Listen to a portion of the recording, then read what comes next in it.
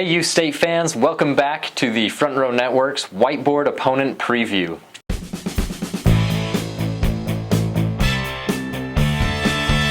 Once again, I am your host Blake Hatfield of USU Junkies. Make sure you get on and check out all of the great content that can be found at www.usufrontrow.com. Give them a follow on Twitter at USUFrontRow, as well as a follow to the Whiteboard at USU Whiteboard, where you can check out some banter and all the dirt on our upcoming opponents. So this week, we take a look at San Jose State. This is a team that we're very familiar with. It's an old WAC foe.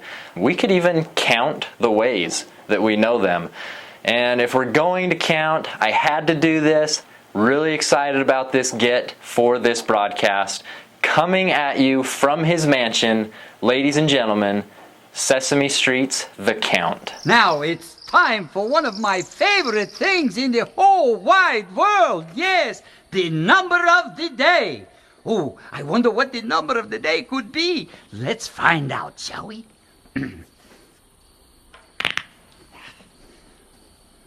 1, 2, 3, 4, 5, Oh, the suspense.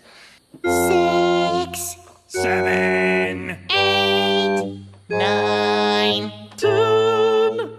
When will we get to the number of the day? 11, 12, 13.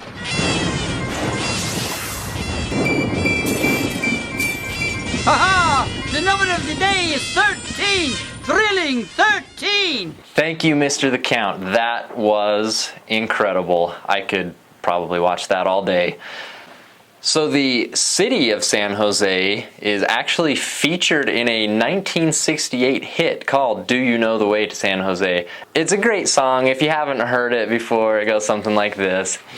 I'm just kidding. I'm not gonna sing ever again to you guys, don't worry. I don't want to really say I promise. I don't want to use that word because I don't want to say something like, hey, for as long as I am doing these opponent preview videos, there will never be any singing, and then have to go back on my word and say, I talked it over and we're actually going to do it for one of them. I mean, you just really don't want to be that guy. So an interesting thing happening in this one, the Spartans kicker, Harrison Wade, he was ejected last game, attempted an onside kick late in the fourth quarter, took a hit on that kick, retaliated, and got himself thrown out. Now there are basically two ways for an onside kicker to get taken out of a game. One is to retaliate, and the other one is if the hit looks a little something like this.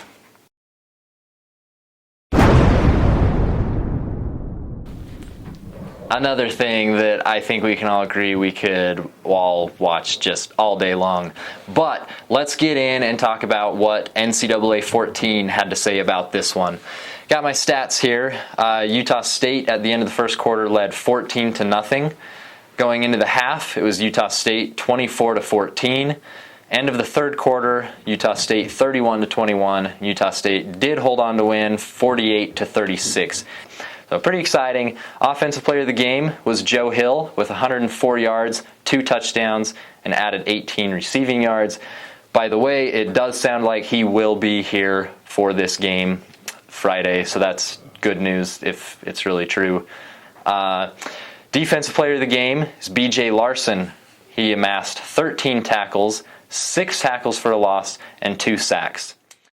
All right, Utah State fans, let's talk the viewing experience. If you don't know the way to San Jose, you can check out the game at Savannah's Barbecue. Savannah's Barbecue is putting on a watch party. They did one last week. The Front Row Network has actually teamed up with them. A lot of the guys from the Front Row Network are going to be out there watching it, so you can go meet them, hang out with them, tell them that you think they're awesome. It's really cool. It's a nice new 55-inch TV screen, and it has, this is the big kicker for me, it has its own dedicated sound system for the game, so you can really hear the bone-crunching sounds of every David Fells sack that Utah State comes up with. Go watch the game. It should be exciting, and who knows, maybe Utah State will get to count more than 13 13 sensational sacks. Ah, ah, ah.